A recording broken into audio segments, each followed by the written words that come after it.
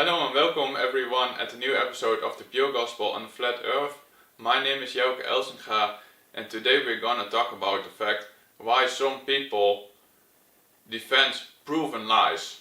Just recently I discovered a video of a speaker who testified before the Brevard County Commission in the United States, and he exposed the lies and the fraudulent techniques that NASA uses to fake space. Good afternoon, Commissioners. Today I'd like to bring to your attention a potential fraud on an enormous scale happening in your county. There's now clear evidence of NASA using numerous methods to grossly mislead the public about astronauts being on the International Space Station. During interior ISS scenes from NASA's own live feed, the use of wires, harnesses, green screens, and virtual reality have been detected to achieve the appearance of a weightless environment. Examples of this include astronauts fading in and out of the screen, green screen glitches, grabbing objects that aren't really there, pulling on invisible wires, getting tangled in their harnesses, and even astronauts appearing out of thin air. This begs the obvious question. If they're really up there, why are they using Hollywood techniques to fake the footage? Now, unfortunately, I can't show you these clips in here today, but I will be sending them to you. Moving on, outside the International Space Station, during spacewalks, air bubbles have been recorded on numerous occasions. How is it possible for air bubbles to be present in the vacuum of space? I once questioned astronaut Scott Kelly about this phenomenon. His body language and answers only created more questions. In 2013, astronaut Luca Parmitano nearly drowned during a spacewalk when his helmet filled with water. This happened again just last year. Air bubbles, helmets filling with water, and drowning. Are they in space or are they underwater? Now what's really interesting is that they trained for spacewalks in an underwater pool with a complete ISS replica. Now surely they aren't filming these spacewalks in an underwater pool and then editing them to appear if they're in space, because that sure would be something, wouldn't it? I'm calling on the Brevard County Commissioners to open a full investigation into NASA's fraudulent practices and use of taxpayer dollars. It costs NASA $3 billion per year to operate the ISS, and if they don't have a darn good explanation as to why they're faking these videos, I and the public would like a darn good explanation as to where our tax money is going. And if they are indeed faking the funk, it is our duty to expose and eliminate this fraudulent and astronomically wasteful ISS program. And look, I know what you're all thinking. The NASA is part of the federal government, and you're just county commissioners. Even if what I'm saying is true, what can you do? But let me remind you, not only is this happening in your county, as public officials, you have the platform and the ability to make a statement or hold a press conference, alerting the public, state, and federal authorities to investigate further. You have the power to start the conversation. Video evidence of everything I described today will be emailed to you all, and I truly hope we can get to the bottom of this. I look forward to the day that $3 billion annual budget is put towards our veterans, our homeless, maybe some of that mental health stuff the young lady just spoke about, and the revitalization of Brevard County. Thank you for your time today, and I'll be happy to answer any questions you may have. Subsequently, there was someone who made a response video in which he ridiculed and bashed that specific person and tried to bring up justifications for everything that NASA did and why they used certain techniques and why some stuff was not live and was edited and why they used multiple layers, etc. He tried to bring up justification for all of this. I honestly don't know where to start with this one, but a local Florida man, Justin Harvey, is calling on the Brevard County Commissioners to open a full investigation into NASA's fraudulent space station program. And what's even more surprising than that is that he managed to make his entire address while keeping a straight face. So let's have a look, shall we? Good afternoon, Commissioners. Today I'd like to bring to your attention a potential fraud on an enormous scale happening in your county. There's now clear evidence of NASA using numerous methods to grossly mislead the public about astronauts being on the International Space Station. Yeah, sure there is. And we all know that when he says there is now clear evidence that NASA is grossly misleading the public about astronauts being on the International Space Station, what he actually means is that he's watched videos online from other conspiracy theorists saying that there is now clear evidence of NASA grossly misleading the public about astronauts being on board the International Space Station. Poor guy. Did he not realize that these meetings are recorded and that people would actually see it? During interior ISS scenes from NASA's own live feed, the use of wires, harnesses, green screens, and virtual reality have been detected to achieve the appearance of a weightless environment. Oh, right, okay, here we go again. Well, no, and definitely not. Everything he just said has already been debunked multiple times. However, it's clear so far that all this guy is doing is quoting things he's seen in online videos from people like Level Earth Observer, who, as we all know, thinks that debunks everything. But it doesn't. Examples of this include astronauts fading in and out of the screen, green screen glitches, and even astronauts appearing out of thin air.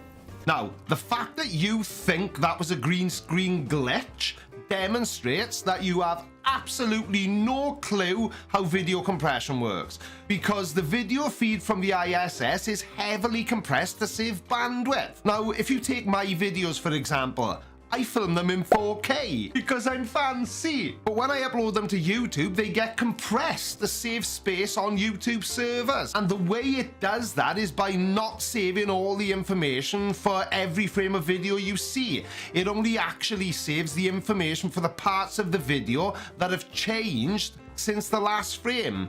So the shot you're looking at now, for example, it's only really the pixels that make me up that are changing from frame to frame. The background is essentially always the same, and as far as the astronaut magically appearing, well, that was nothing more than a slide transition. And the reason he looks like he's magically appeared is, well, it's this. Ta-da! And you can see the flags along the top behind him shift as the transition passes through. It's just two different clips rather than a person moving in front of a green screen. I don't see the confusion. Grabbing objects that aren't really there, pulling on invisible wires, getting tangled in their harnesses. See these two things? Well, I've got two of them, and thanks to my optician, they work pretty well.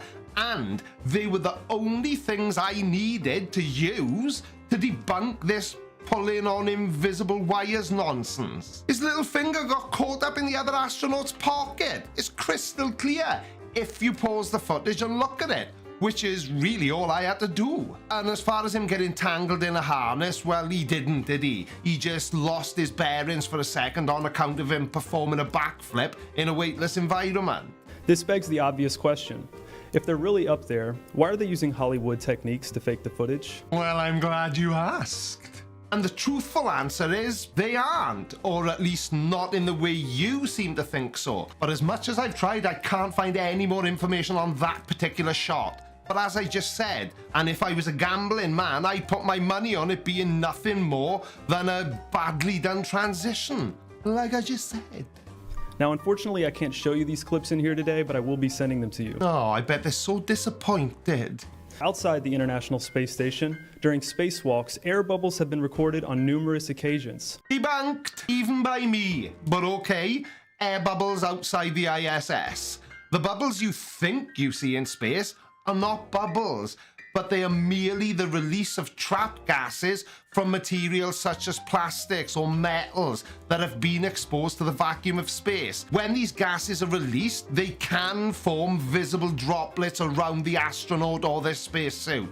And additionally, some of the air used to pressurize the spacesuit can escape through tiny little leaks or imperfections in the suit. So obviously this begs the question, why do people respond in such a way? Obviously, when something seems suspicious, then this is reason for further examination, and that is also in the spirit of science, in which you need to be open to the truth and follow the facts to wherever they lead. You should not have an a priori commitment to a certain outcome, and you should be looking genuinely for real explanations. Nevertheless, most people are not doing this, and today we're gonna talk about why this actually is. We will also make an extra video later on But first we're gonna talk about this specific phenomenon over here. The Bible provides various kind of reasons for why this is, and it talks about how people suppress the truth in unrighteousness, that their mind will become useless, and all these kind of things. We can read about this, for instance, in Romans 1 verse 18, Romans 1 verse 28, 2 Thessalonians 2 verse 9 up to 12.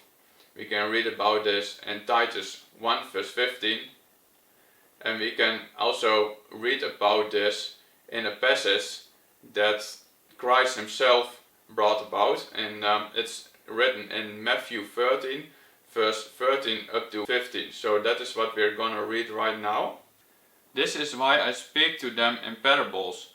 Though seeing they do not see, though hearing they do not hear or understand.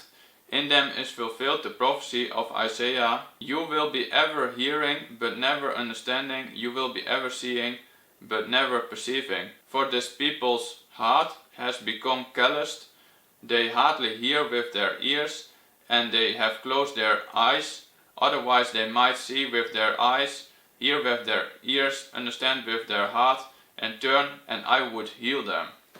What it boils down is that this lack to see what is really going on is kind of a judgment for people who suppress the truth, who are biased, who are proud, and have this idea of human supremacy, don't fear the Most High, and want to defend the human standard.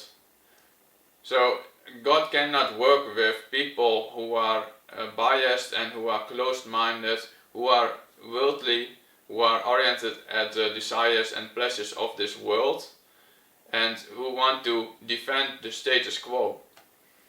God wants people who have a restoration mindset and who want their own hearts to be restored. This requires genuine reflection upon yourself. It requires humbleness. It requires that we engage in a confrontation with the demands of the Most High, specifically brought to us via His Son Christ Yeshua, and we need to be open to that. We should not bring up all kind of defense mechanisms to defend the status quo. And this is what happens most of the time when people are facing the confrontational truth of the Most High. They bring up all kind of excuses to in order not to face it and not to obey it, basically. And obviously we don't want this for our audience.